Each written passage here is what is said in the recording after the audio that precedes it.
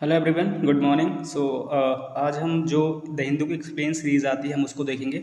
इसका हेडिंग है डिजिटल व्यक्तिगत डेटा संरक्षण नियम क्या है, यानी कि अभी अभी अप्रूवल दिए गए हैं। तो इसके बारे में पूरा हम जानकारी लेंगे कि ये क्या है, कैसे काम करता है। राइट, इसमें आप क्या क्या देख सकते हैं, हम एक आपको ओवरव्यू दे देते हैं कि आपको इसमें क्या क्या देखने को मिल सकता है। जैसे क्या भारतीय डेटा संरक्षण बोर्ड का गठन हो चुका है, पहला सवाल होगा जो जिसके बारे में आपको जानकारी मिलेगी।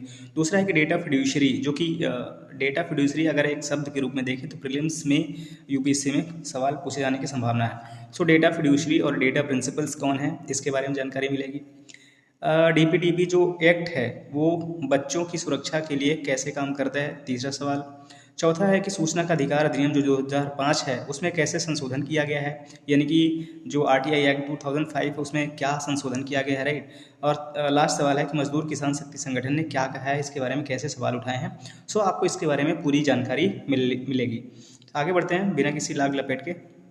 राइट, एसेंस तो हम आपको लास्ट में समझा देंगे 2-3 लाइनों का, क्योंकि एसेंस में कुछ नहीं होता। बेसिकली जो मेन कंटेंट है उससे ही 1-2 लाइन उठा के यहाँ पे डाल देते हैं ताकि पढ़ने की क्यूरियोसिटी बढ़े। जब हम पूरा आर्टिकल ही पढ़ने वाले हैं तो उसकी ज़रूरत नहीं है। हम देखते हैं कि अब तक की कहानी क्या है। राइट, अब तक की कहानी क्या है। डिजिटल डेटा, डिजिटल जो व्यक्तिगत डेटा संरक्षण नियम है, राइट, यानी कि डीपीडीपी जिसको बोला जाता है। डीपीडीपी एक्ट 2025 इस सप्ताह अधिसूचित किए गए, जिससे भारतीय डेटा संरक्षण बोर्ड यानी कि डीपीपीआई की गठन और भारतीयों के ऑनलाइन डेटा की सुरक्षा हेतु कानूनी ढांचे की शुरुआत हुई। यानी कि उसको जो भारतीय डेटा संरक्षण बोर्ड है इसमें यहाँ से भी यूपीएससी में सवाल पूछे जाने की संभावना है कि इसका स्ट्रक्चर क्या है, कौन इसका सदस्य बन सकता है, राइट, और कितने सदस्य हैं। राइट, तो इस तरह के सवाल यहाँ से देखने को मिल सकते हैं, तो आपको यहाँ गूगल करने की आवश्यकता है।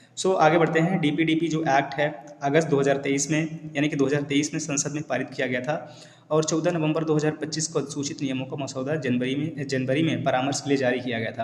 यानी कि मसौदा जनवरी में लोगों के लिए जारी किया गया था कि लोग इसके बारे में क्या राय है उनकी। राइट, आगे बढ़ते हैं। चूँकि डीपीडीपी अधिनियम और नियम क्या करते हैं इसके बारे में जानते हैं। डीपीडीपी अधिनियम 2023 भारत का डेटा संरक्षण कानून है, ठीक वैसे ही जैसे अन्य प्रमुख देशों की अपनी डेटा संरक्षण व्यवस्थाएं हैं।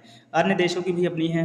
हाल ही में जो काफ़ी चर्चे में रहा वो आई थिंक यूरोप का था। राइट, यूरोपियन यूनियन का था, काफ़ी चर्चे में था।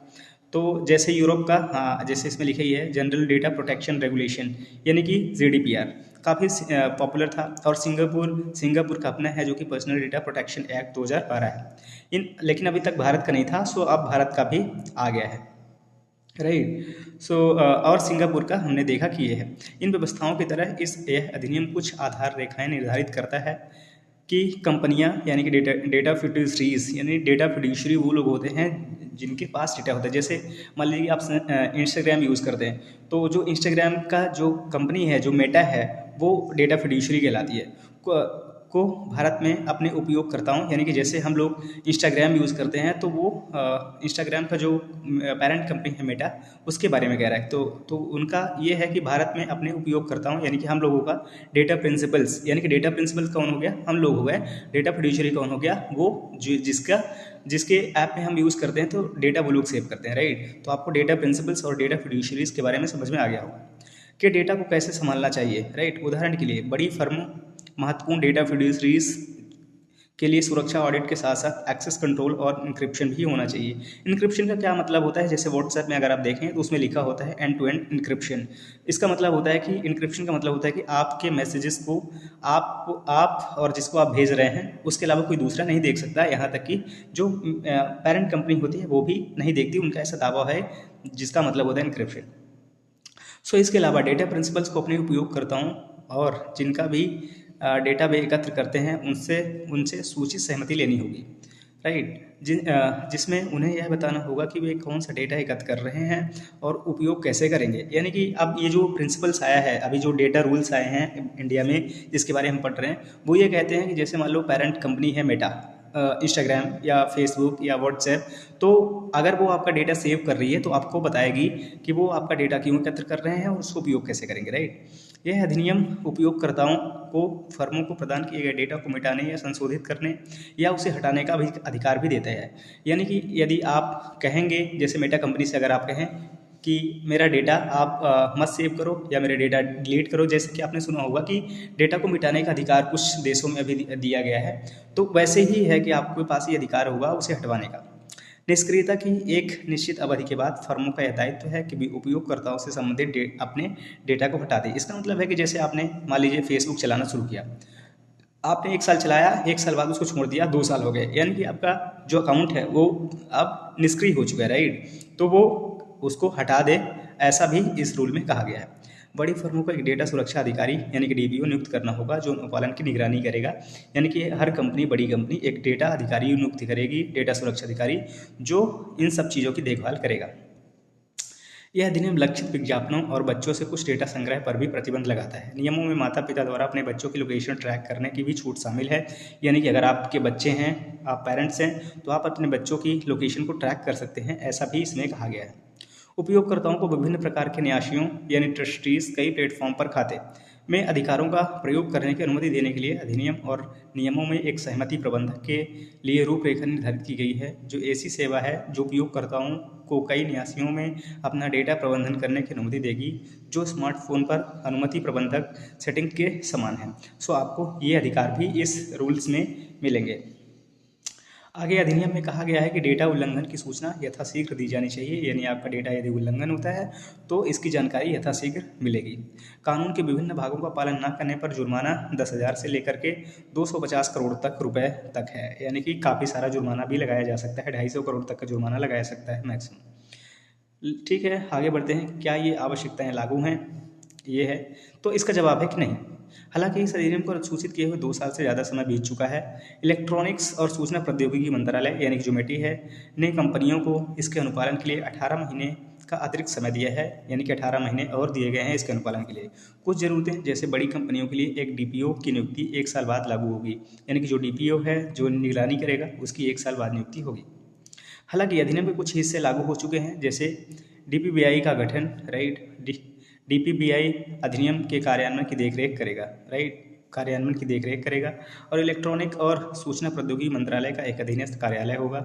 इस निकाय में 4 सदस्य होंगे। जैसे कि हमने आपको कहा था कि ये इंपॉर्टेंट है कि कितने मेंबर्स हैं, तो उसने जैसा कि बताया कि इस निकाय में 4 सदस्य होंगे, राइट।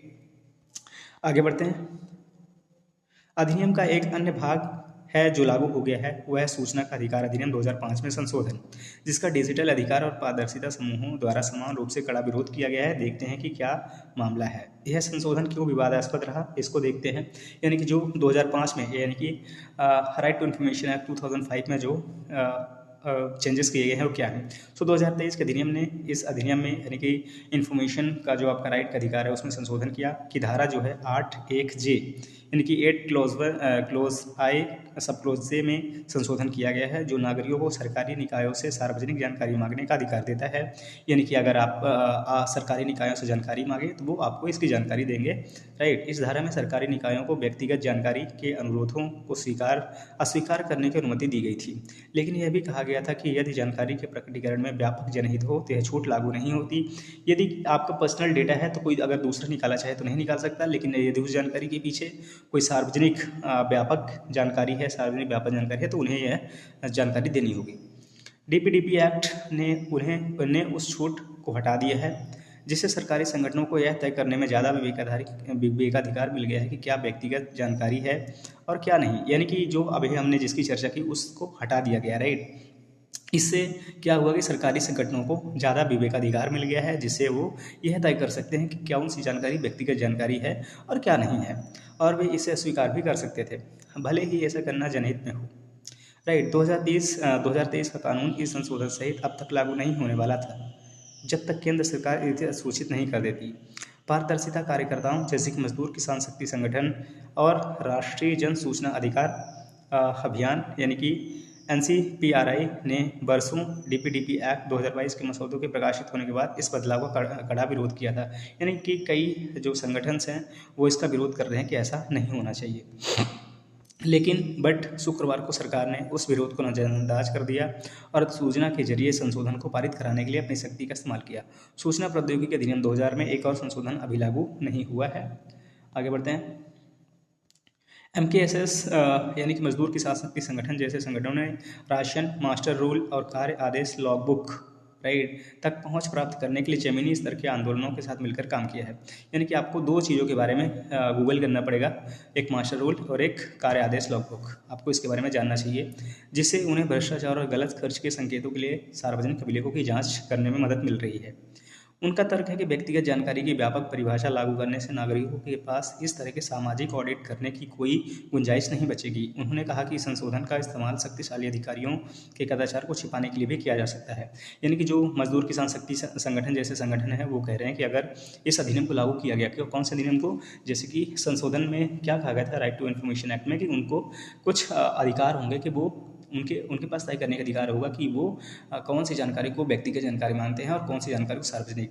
तो संगठन इसका विरोध कर रहे हैं। MKSS के संस्थापक सदस्य निखिल डे ने संकल्प लिया कि संशोधन लागू होने के बाद हम जनता इसका विरोध करेगी। यानी कि कुछ लोग मानते हैं कि इसके लागू होने के बाद हम इसका विरोध करेंगे, राइट।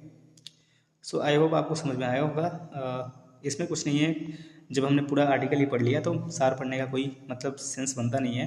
वैसे इसमें कुछ है भी नहीं, वहीं से लाइन्स उठा के लिखी गई। सो आई होप आपको ये समझ में आया होगा। मिलते हैं नेक्स्ट आर्टिकल में नेक्स्ट डे। Thank you.